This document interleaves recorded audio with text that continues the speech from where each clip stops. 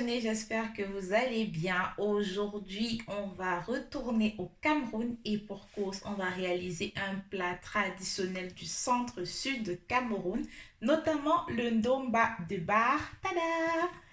Et voilà.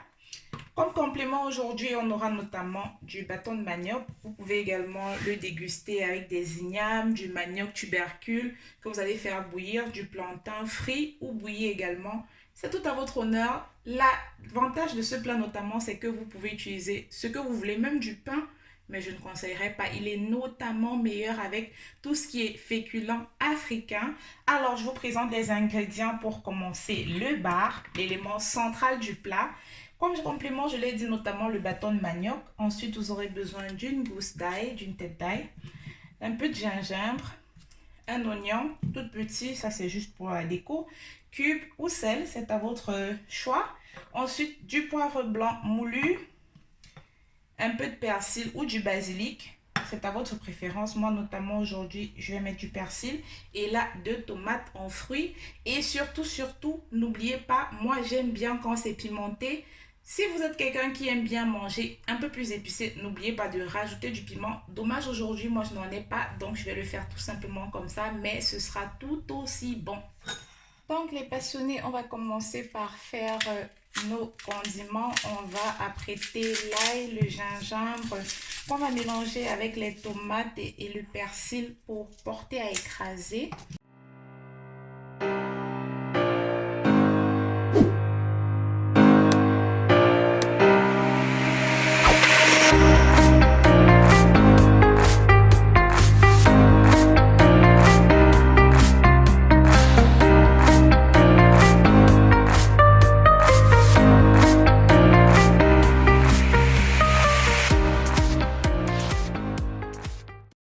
Et voilà, lorsque vous avez fini d'écraser vos condiments, je vais récupérer une cuillère là.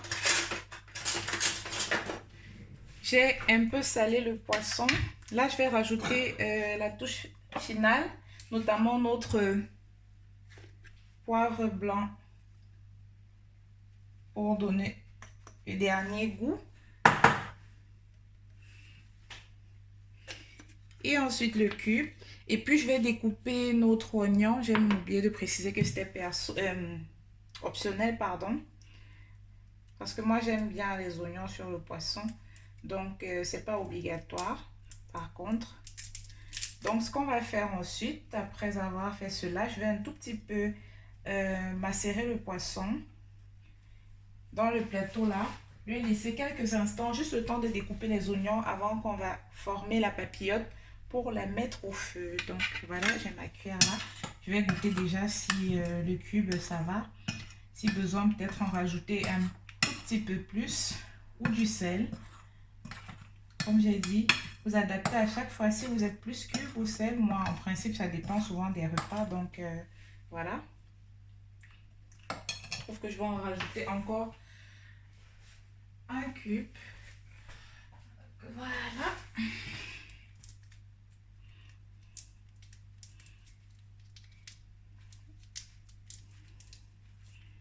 Sinon, c'est déjà parfait. Donc voilà. Je trouve ça plutôt pas mal.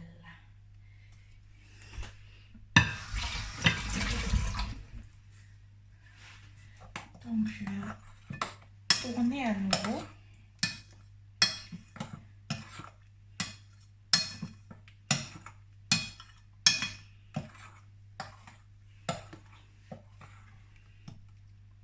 Voilà. C'est juste parfait. Le goût est excellent. Donc, comme je disais tantôt, j'avais un peu, je sais pas si je l'ai présenté là, après avoir nettoyé mon poisson, je l'ai un peu fendillé sur les bords, histoire de macérer quelques instants avant de former la papillote, comme je venais tantôt de le dire.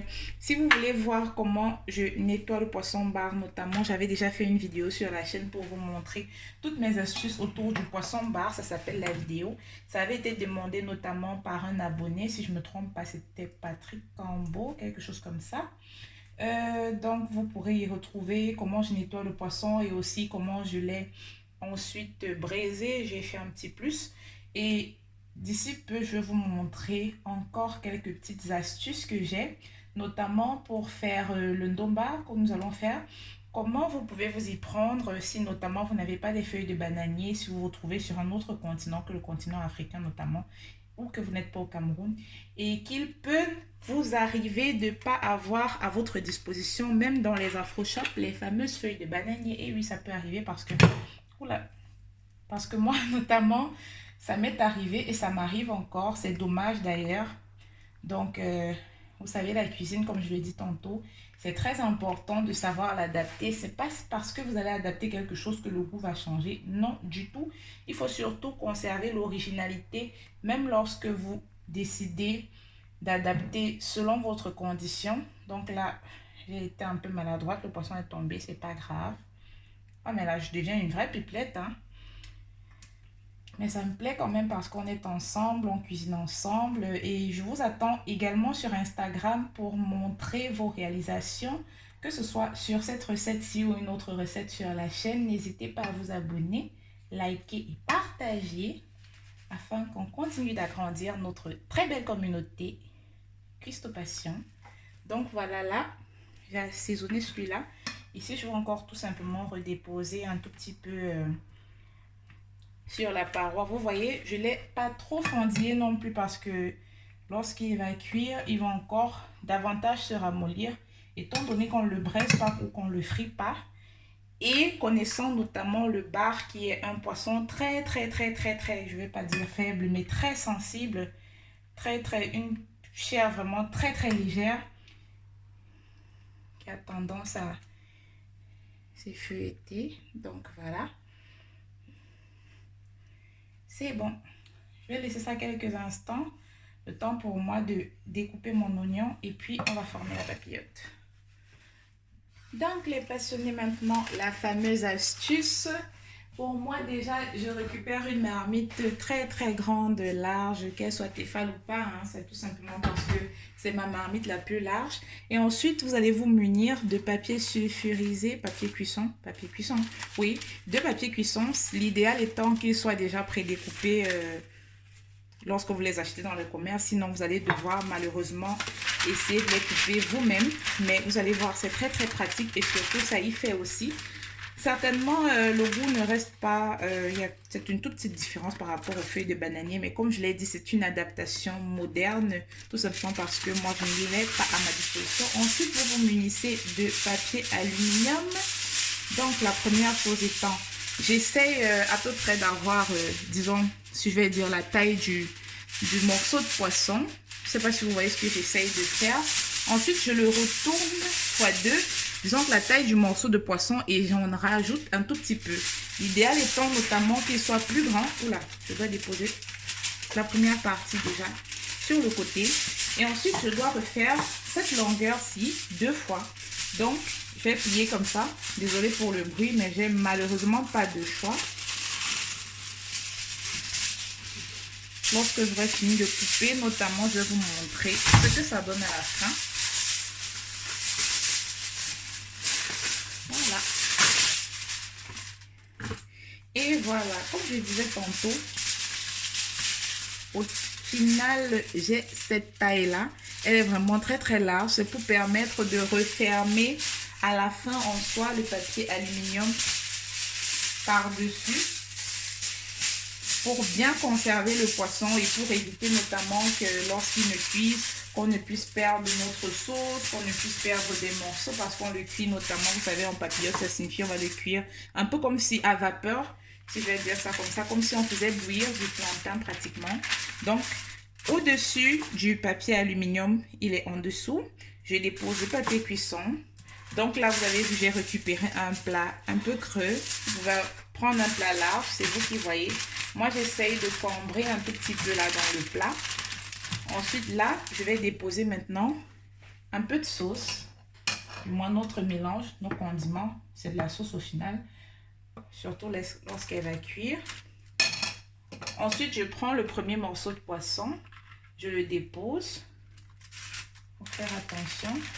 J'essaye d'avoir un certain angle tel qu'il reste autant dans le papier cuisson que dans le papier aluminium. Vous voyez, j'ai essayé de décaler le papier parce que je ne l'avais pas très bien centré. Ça peut arriver. L'essentiel, c'est de corriger et de rectifier votre erreur. Donc, maintenant, je vais arroser de la sauce.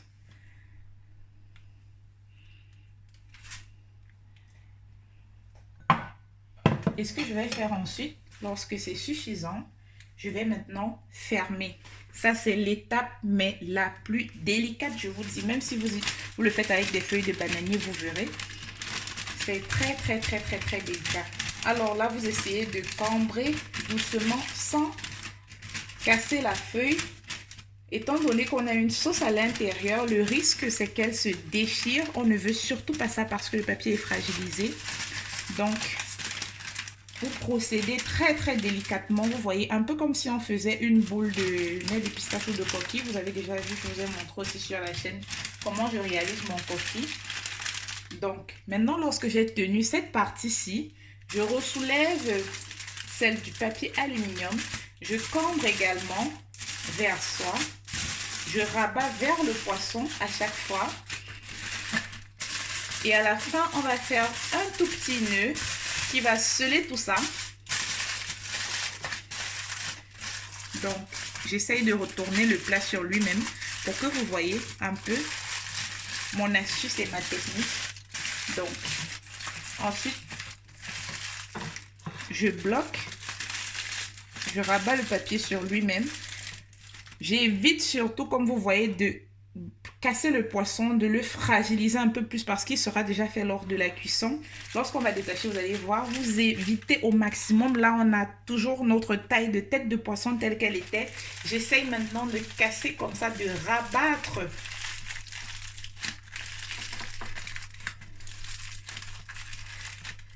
Voilà. Et vous avez votre premier mets de ndomba qui est prêt. Donc, je vais récupérer la marmite. Je vais vous montrer comment je fais ensuite. En disant que je vais déjà d'abord la déposer. On va emballer le deuxième morceau. On se retrouve.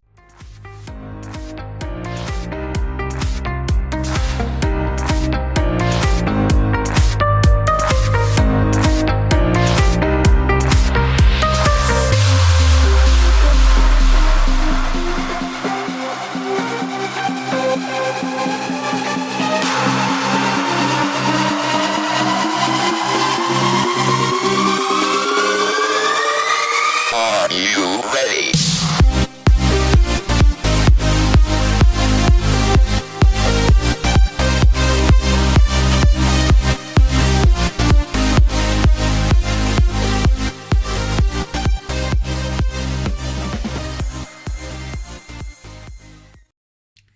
Donc maintenant les passionnés, voilà, vous avez peut-être pu le remarquer, j'ai dû rouvrir le premier paquet de ndomba pour ajouter mes tout petits oignons. Je suis vraiment adepte, je les aime bien dans le poisson comme je l'ai précisé au départ. Alors là j'ai récupéré la marmite comme vous voyez, comme si vous vouliez bouillir du plantain, vous mettez un petit couvercle là, un tout petit peu plus petit pardon que la casserole dans laquelle vous allez cuire votre mets. Vous rajoutez de l'eau au fond et vous déposez tout simplement vos papillotes de poisson que vous avez formées.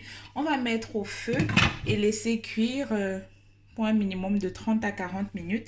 Et de temps à autre, du moins après les 25 premières minutes, déjà on pourra contrôler parce que vous savez, ça peut, étant donné du fait qu'on le fait dans du papier aluminium et que du poisson bar, il peut arriver qu'il soit cuit un peu plus vite que prévu. Mais je vous conseille pas de mettre le feu très fort.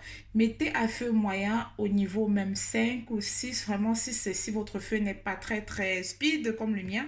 Donc, on va se retrouver. Et voilà les passionnés. Parce que j'ai laissé cuire pendant 45 minutes. Je peux pas vous dire, mais vraiment, si vous l'avez réalisé, vous avez remarqué l'odeur. Oh là là, lorsqu'il est au feu, ça sent tellement bon. Ça a parfumé la maison complètement. Donc là, on ouvre à nouveau délicatement pour que vous puissiez voir l'intérieur de notre mets. Voilà, c'est juste mais admirez-moi le travail. vais essayer de soulever là. J'ai repris à nouveau un plat creux pour bien maintenir la sauce, vous voyez. Et surtout, le petit plus dans cette recette, c'est que vous pouvez la déguster directement, soit dans la feuille comme vous l'avez fait. Vous prêtez juste attention à bien nettoyer et tout. Ou alors vous le renversez. Mais moi, je trouve toujours que ça a son tout petit charme là lorsque vous le dégustez directement à la sauce. Donc là, voilà, c'est trop bon. C'est trop bon. Alors là, on va enlever un petit bout de chair là pour goûter notre poisson. Vous savez, j'ai même pas envie de commencer de déguster ça devant vous parce que je risque de ne pas me retenir.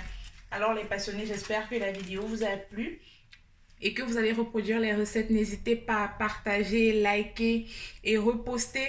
Taguez-moi pour que je puisse vous repartager également lorsque vous avez réalisé une de mes recettes ou même celle-ci, le ndomba de bar. N'oubliez pas de vous abonner. Que notre communauté puisse continuer de s'agrandir. Moi, je vous laisse. Je ne sais même plus trop quoi dire tellement je suis subjuguée par les odeurs. Je ne sais pas si vous voyez cette petite vapeur là qui s'échappe du plat. C'est juste waouh. Ça sent trop bon et c'est également bon. J'espère que vous allez vous régaler, que vous vous régalez. On se dit à la prochaine quant à nous sur Cuisson Passion. N'oubliez pas d'activer votre cloche de notification. Ciao, ciao!